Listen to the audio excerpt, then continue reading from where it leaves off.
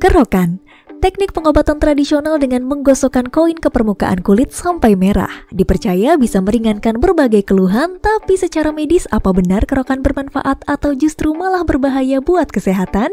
Ini kata dokter.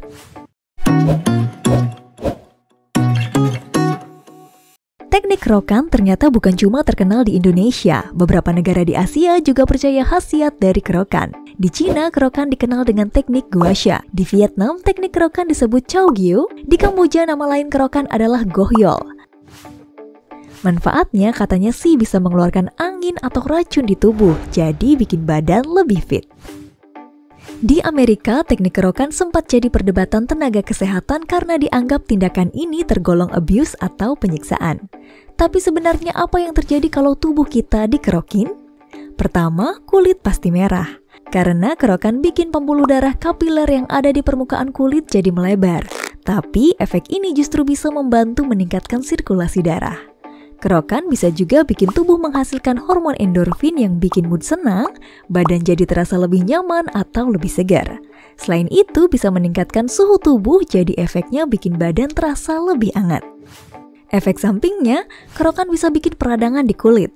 Lapisan kulit terluar yang abis dikerokin jadi terkikis atau lecet dan jadi meradang. Kalau kerokan terlalu keras bisa sampai muncul bintik-bintik kemerahan sampai memar yang baru bisa hilang sekitar 1 minggu akibat pecahnya pembuluh darah kecil-kecil di permukaan kulit. Kalau terlalu keras juga bisa sampai terjadi perdarahan ringan. Hal ini bisa jadi risiko penularan penyakit yang ditularkan melalui darah kalau alat kerokannya nggak dibersihin dengan benar terus dipakai bergantian. Sayangnya penelitian ilmiah masih terbatas tentang teknik kerokan ini. Jadi belum ada bukti cukup yang membuktikan kerokan bisa bermanfaat menyembuhkan penyakit tertentu.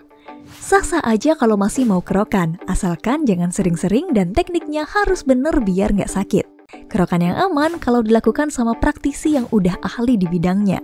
Pastikan juga alat kerokan yang dipakai udah bersih biar nggak memicu infeksi. Tapi sebaiknya hindari melakukan kerokan pada orang dengan kelainan pembekuan darah, orang yang lagi mengonsumsi obat pengencer darah, dan orang dengan penyakit diabetes mellitus. Ini kata dokter tentang kerokan. Terima kasih sudah menyaksikan video ini. Dukung terus channel Ini Kata Dokter dengan like, Share, dan subscribe. See you on the next video.